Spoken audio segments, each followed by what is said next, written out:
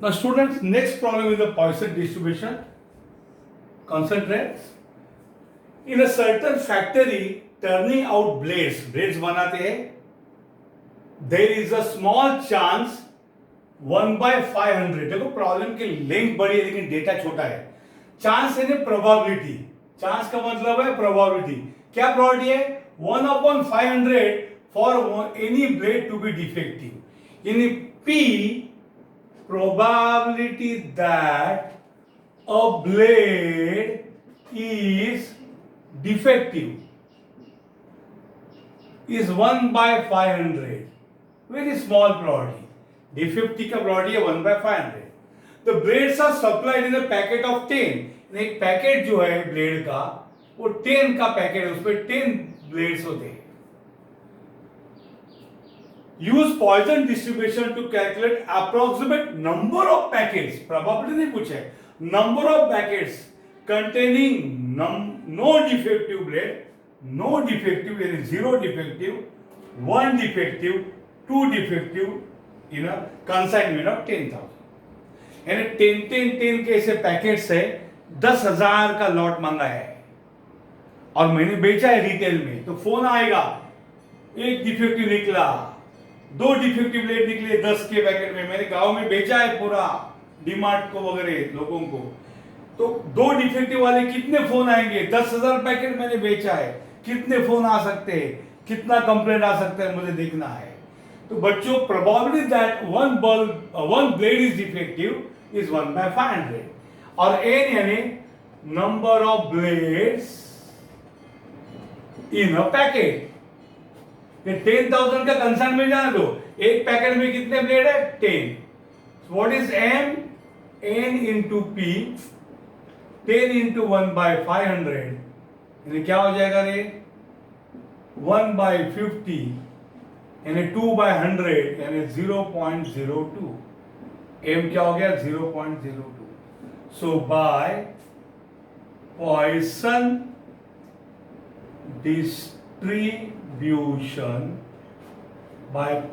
distribution, probability that x equal to x, यानी ये product किसका है? x blades defective.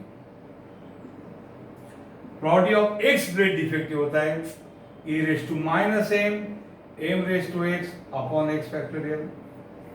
e raised to minus 0.02 m raised to x upon x factorial. अब हमें 10,000 हो या 1,000 हो, देखो बच्चों प्रोबेबिलिटी को उस 10,000 से मल्टीप्लाई. जैसे प्रोबेबिलिटी दैट एक भी ब्लेड डिफेक्टिव है उसकी प्रोबेबिलिटी आ गई 0.4. तो ऐसे मैंने 10,000 पैकेट दिए तो कितने पैकेट में एक भी डिफेक्टिव नहीं होगा? 10,000 इंटू 0.4 यानी कितना हो जाएगा? 4,000. 4,000 पैकेट ऐसे होंगे जिसमें एक भी डिफेक्टिव आएगा नहीं. 4,000 लोग मुझे फोन करके बोलेंगे नहीं डिफेक्टिव नहीं है, तो कोई बोलता नहीं अच्छे निकलेंगे. इस प्रकार से हमें 10,000 से प्रोबेबिलिटी को मल्टीप्लाई करना है. किसके किसके? How many packet will contain no defective. तो मुझे पहले probability of no defective find करना पड़ेगा. 1 probability of no defective blade, no defective blade यानी probability of x equal to 0. Probability of no defective blade, एक भी डिफेक्टिव नहीं, x equal to 0. उसकी प्रोबेबिलिटी क्या है? e raise to minus 0.02 raise to 0 upon 0 factorial. Understood? So probability of x equal to 0 is, ये आपको solve करना पड़ेगा, e रेज टू माइनस 0.02. ये 1 होगा. आंसर क्या आएगा रे? e raise to minus 0.02 shift ln minus 0.02 e raise to minus 0.98. क्या आएगा? 0.98. So number of packets containing no defective blades is n into p, that is 10,000 into 0.98 and 9,800. इतने packet में एक भी डिफेक्टिव ब्लेड नहीं मिलेगा। तो 10,000 पैकेट जब बेचेंगे 9,800 पैकेट में एक भी शिकायत नहीं आएगा कि डिफेक्टिव है, और 200 भी शिकायत आएंगे, उसमें एक डिफेक्टिव वाले कितने होंगे वो दिखाते। दूसरा, probability of one defective, one is defective, the probability of x equal to 1. What is probability of x equal to 1?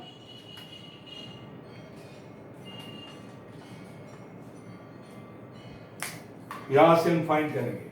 probability of x equal to 1 क्या होगा? e raised to minus 0.02 into 0.02 raised to 1 upon 1 factorial। चलो करेंगे। Shift ln minus 0.02 into 0.02 in a 0.01960। ये property है एक blade defective की, ये property है। सो नंबर ऑफ पैकेट्स PSC के EPS having one defective blade,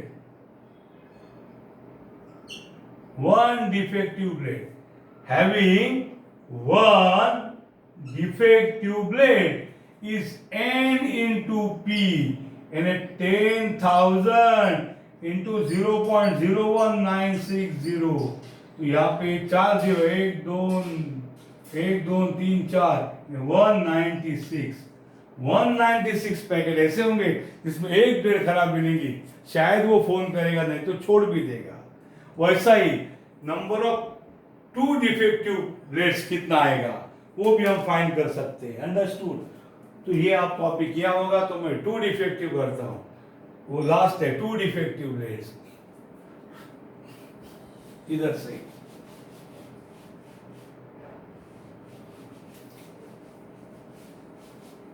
यहां होगा प्रोबेबिलिटी ऑफ 2 डिफेक्टिव ब्लेड्स। पहले प्रॉपर्टी फाइंड करो। Property of x equal to 2 क्या होगा रे? e raise to minus 0.02 into 0.02 raise to x raise to 2 defective upon 2 factorial. चलो करते हैं कैलसी लेके। Shift ln minus 0.02 into 0.02 raised to 2 divided by 2 factorial, and 2 is छोटा है बोझ 1.96 लिखते। अरे देखो आगे 1.96 into 10 raised to minus 4, यानी होगा 0.1230196, छोटा हो कैंसिल हो जाएगा। Okay, now number of packets having 2 defective blades is n into p, and 10,000 into 0.1230196, that is equal to 1.96 approximately 2। ऐसे हार्डली 2 पैकेट होंगे जिसमें 2 ब्लेड डिफेक्टिव होंगे, तो बहुत ही कम चांस है। अंडरस्टूड? 2 लोग को कंप्लेंट करने वाले, और इससे ज्यादा तो और कम होंगे, ऑलमोस्ट निग्लिजिबल होने वाला है। अंडरस्टूड? इस प्रकार से ये प्रॉब्लम सॉल्व होता है। अंडरस्टूड? Please copy it.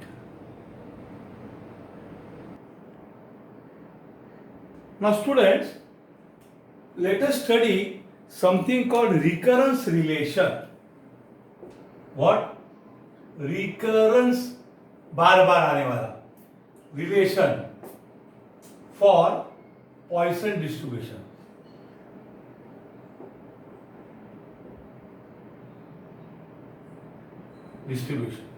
क्या है? Probability of x equal to x क्या है बच्चों पॉइसन में? e raise to minus m raise to x upon x factorial. उसको p ऑफ x बोलते हैं, p of x। What is p of x plus 1? e raise to minus m raise to x plus 1 upon x plus 1 factorial. इसको 2 बोलो, इसको 1 बोलो। अब क्या करेंगे? डिवाइड 2 बाय 1, 2 को 1 से डिवाइड करते हैं। So P X plus 1 upon P X is E raise to minus M raise to X plus 1 upon X plus 1 factorial divide by वो कौन है? E raise to minus M raise to X upon X factorial. अब E raise to minus M cancel, m raise to x plus 1 upon x plus 1 factorial into, इसको उल्टा करेंगे तो x factorial upon m raise to x। अब छोटा वैसा ही रहेगा, बड़े को स्प्लिट करो। m raise to x plus 1 का मतलब है m raise to x into m raise to 1 और x प्लस 1 फैक्टोरियल। देखो बच्चों, what is 5 factorial? Sir 5 into 4 into 3 into 2 into 1। But what is 4 into 3 into 2 into 1? 4 factorial. So 5 factorial is 5 into 4 factorial. या 5 into 4 कैसा आया? 5 minus 1 factorial. So 7 factorial is 7 into 7 minus 1 factorial. Similarly, x plus 1 factorial is x plus 1 into x plus 1 के नीचे कौन है? x plus 1 minus 1, यानी हम लोग उसको लिख सकते हैं x factorial। x plus 1 factorial कौन है? x plus 1 into 7 के नीचे कौन है? 6 है, 7 माइनस 1, x प्लस 1 के नीचे x फैक्टोरियल है, बराबर? इनटू ये रेड में कौन है? x factorial upon m raise to x, बराबर? अब ये m raise to x cancel होगा, x फैक्टोरियल कैंसिल होगा। So px plus 1 upon px क्या होगा? m upon x plus 1। तो रिकरेंस फॉर्मूला होता है px plus 1 is m upon x plus 1 into p of x। आप बोलेंगे सर क्या फायदा है इसका? बच्चों बहुत ज्यादा कैलकुलेशन का तकलीफ नहीं होता। हाँ, अगर आपको इसको यूज नहीं करना है तो आपको कैलकुलेशन करना पड़ेगा। हमने देखा प्रीवियस प्रॉब्लम में कि probability of x equal to 0 e raise to minus m raise to 0 upon 0 factorial, बराबर? e रेज टू ऐसा करना पड़ता है हर बार, e रेज टू माइनस। इसमें क्या करना पड़ेगा? इसमें अगर मैंने पुट x इक्वल टू 0 किया तो मेरा क्या मिलेगा? Probability of x equal to m upon 0 plus 1 into, पहला p of x equal to 0 हमें फाइंड करना पड़ेगा। x इक्वल टू 0 पुट किया तो क्या होगा? p of 1 is equal to 0 plus 1 ना, क्या होगा? p of 0 plus 1 is equal to m upon 0 plus 1 into p of 0। तो क्या आएगा रे? p of 1 is m upon 1 into p of 0। तो p ऑफ 0 हमें फाइंड करना है।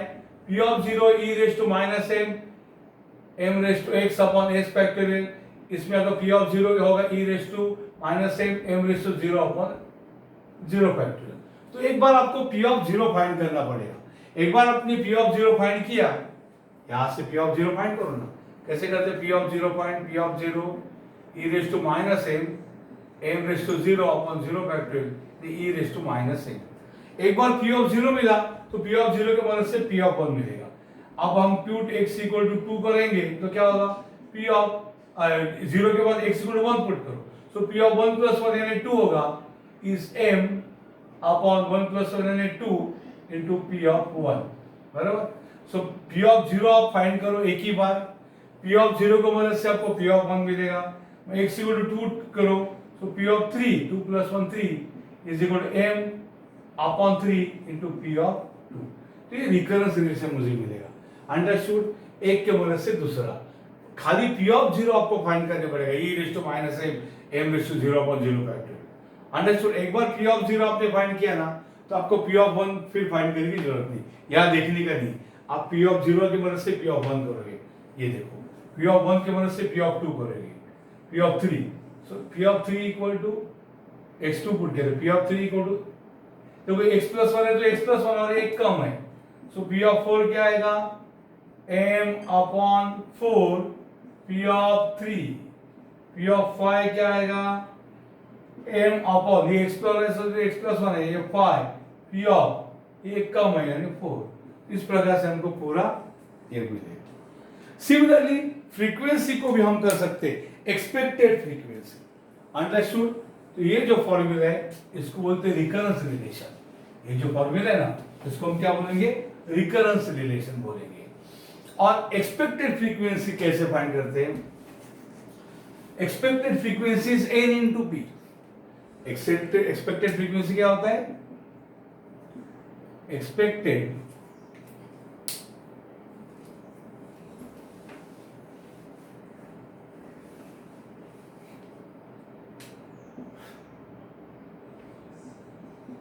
expected frequency is n into p। तो इस प्रोबेबिलिटी को हम n से मल्टीप्लाई करते रहेंगे तो हमको एक्सपेक्टेड फ्रीक्वेंसी मिलेगा, अंडरस्टूड। उसको भी इसी प्रकार से हम फाइंड कर सकते हैं, ओके। खाली you have to multiply the probabilities by n तो you get the expected frequency, understood. तो this will be useful in next discussion, जहां आपको फिटिंग ऑफ बाइनोमियल डिस्ट्रीब्यूशन करना है। हमने फिटिंग ऑफ बाइनोमियल डिस्ट्रीब्यूशन किया है, उसी प्रकार से हमें यहाँ क्या करना है, फिटिंग ऑफ पॉइसन डिस्ट्रीब्यूशन। जिसको अगर ये डिफिकल्ट लग रहा है वो हर बार e टू माइनस एल से फटाफट कर सकते हैं। आपको एक्सपेक्टेड फ्रीक्वेंसी फाइंड करना है, वो मेथड से करो, ये मेथड से करो, एक ही बात है, understood.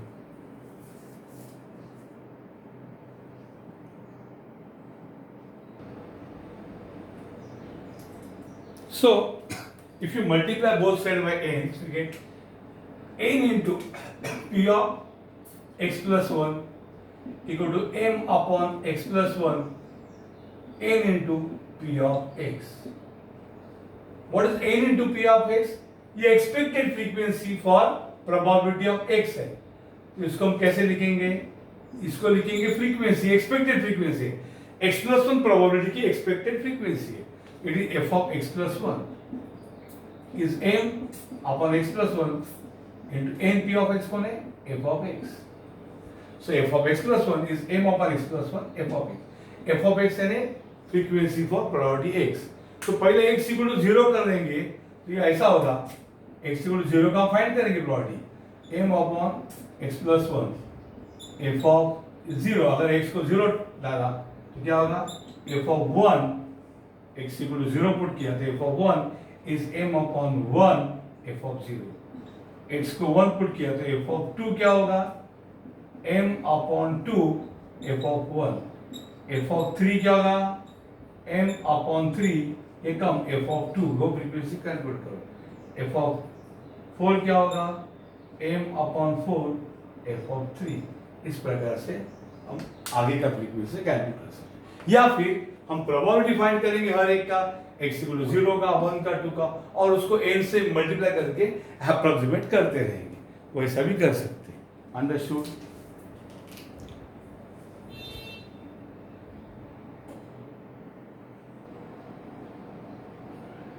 So look here, let us fit the Poisson distribution।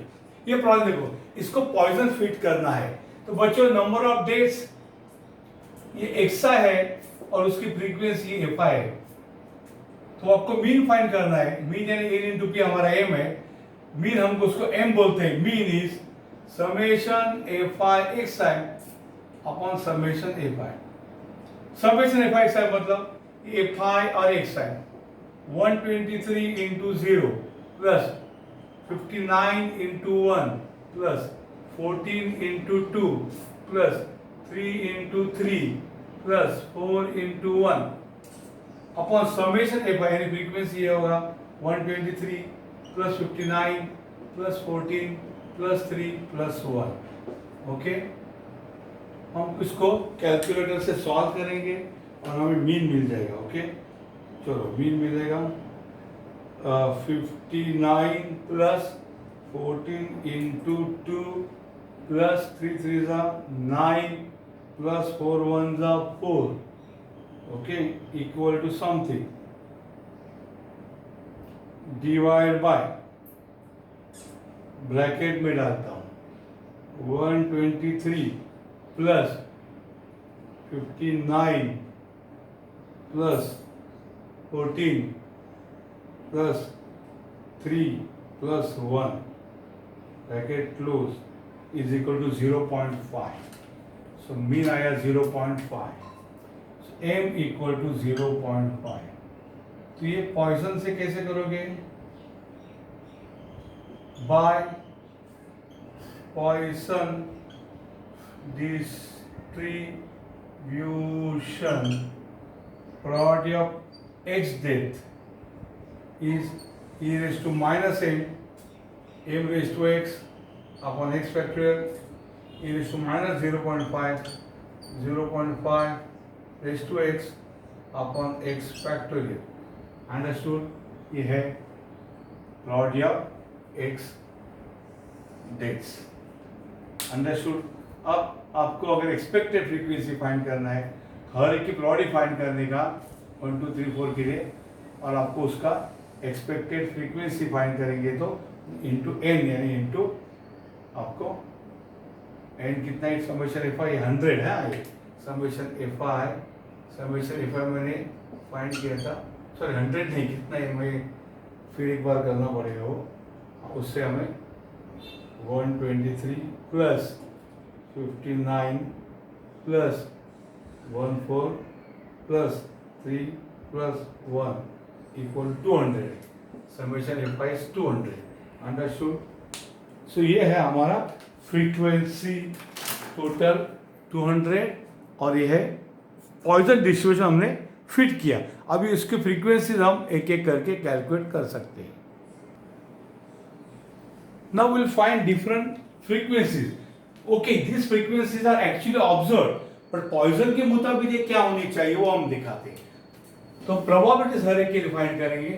Probability of x equal to 0 is e raised to minus 0.5 into 0.5 raised to 0 upon 0 factorial, e raised to minus 0.5 into 1, 0 factorial is 1. ये answer आएगा e raised to minus 0.5 shift ln is e raised to minus 0.5, and that is 0.6065. तो expected frequency क्या है उसकी? इसका expected frequency यानी उसको बोलेंगे हम f0 is n into p0. What is n? Total is 200 into 0.6065. तो इसको मल्टीप्लाई बाय मैं 200 करूंगा, आंसर आएगा 121.30. 121.306 अंदाजे 121.3. हाँ, अब उसको हम अंदाजे क्या करेंगे? 121 करेंगे, और ये दिस रिकरेंस में ये यूज करेंगे एग्जैक्ट फॉर्मूला. 123 उनका ऑब्जर्व है, हमारा 120 है, 1 है, नंबर ऑफ डेथ्स 0. तो उसके बाद हम p of x equal to 1 करेंगे, e रेज टू माइनस 0.5 बराबर 0.5 रेज टू 1 अपॉन 1 फैक्टोरियल, ये आएगा shift ln minus 0.5 equal to something into 0.5 0.303 उसका एक्सपेक्टेड फ्रीक्वेंसी आएगा, उसको f1 बोलेंगे, is n into p of 1. So this into n is nothing but 200. ये आएगा 60.65.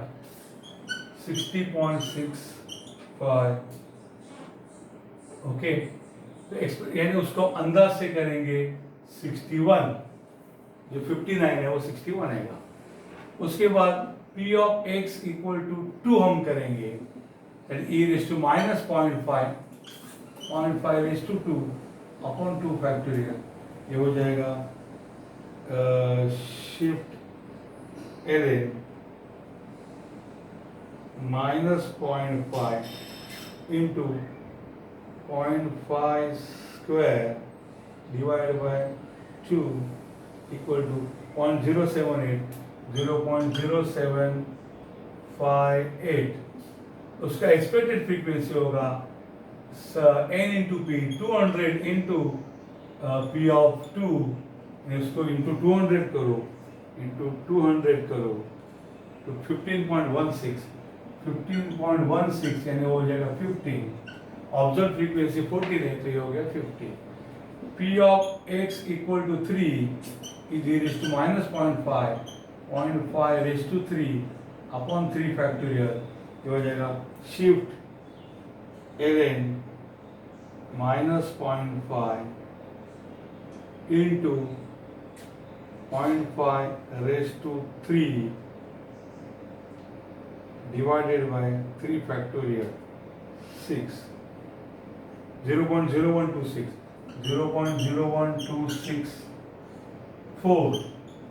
What is frequency for that is n into p, 200 into probability of for 3, that is a probability into 300, 200 करो into 200 करेंगे, answer है 2.527 उसको 3 करेंगे, अंदाज से हम लोग 3 करेंगे फ्रीक्वेंसी बराबर वो 3 है, और probability for x equal to 4 होगा e रेज़ टू माइनस 0.5, ये रिमेनिंग उसको दे देंगे, इसको रिमेनिंग को प्रोबेबिलिटी फाइंड करेंगे raise to 4 upon 4 factorial, actually expected हो इसको सब्ट्रैक्ट करके करेंगे, shift ln minus 0.5 into 0.5 raised to 4 divided by factorial है क्या करें direct 4 factorial is 24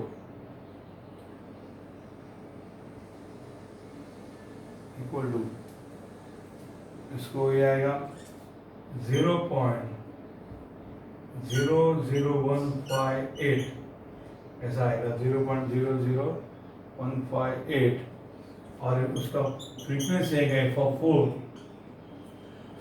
4 equal to 200 p of 4 that is into 200 करो तो आएगा 0.31, उसको अंदर से 0 करोगे, रिमेनिंग टोटल माइनस ये करने का है। Okay, so that table we will again construct here, okay that table will construct here, that is your number of dates in xi and fi. Please observe 0, 1, 2, 3 and 4, and the frequencies for 0 is 121. यहाँ पे मैं total लिखता हूँ, total has to be 200, total is 200, so fi is 121 है, दूसरा 61 है, तीसरा 15 है, नेक्स्ट 3 है, और इसको क्या करो 200 माइनस करो, नहीं तो मैच नहीं होगा, टोटल 200 आना चाहिए।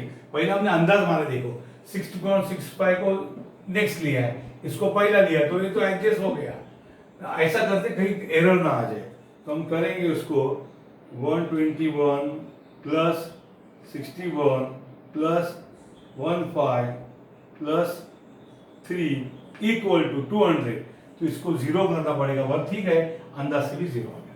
तो दिस इज द 1, समझे कि नहीं, 200 में से सब्ट्रैक्ट करो तो भी टोटल 200 आएगा।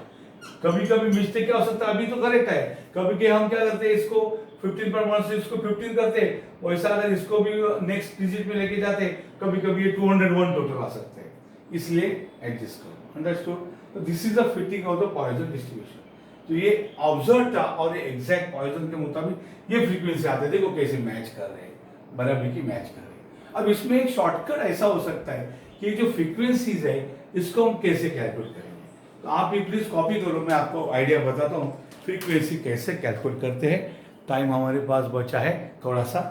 ओके, तो कैसा फ्रीक्वेंसी करते हैं ये सब आपको तो पता ही चला कैसे करते हैं। उसी के बाजू में मैं आपको बताता हूँ फ्रीक्वेंसी का टेबल कैसा होगा without disturbing that. So you calculate the first frequency. What is F0? F0 you are calculating. What is F0? F0 is ये है 121.30, ये यही पकड़ा। तो what is F of 1? F of 1 होता है M upon f of x plus 1 का formula है m upon x plus 1 into F of x, बराबर। ये रिकरेंस रिलेशन है, this is called recurrence relation for frequency. तो what will be f of 1 m, m आपको पता है बच्चों, m कितना है 0.5 upon x plus 1 into F of x।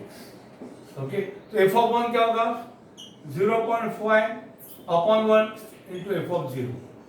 तो क्या होगा 0.5 into what F of 0, F of 0 है हमारा इधर एफ ऑफ 0 है कोई नहीं लेगा 121, ये मतलब अप्रोक्सीमेट है 121.306।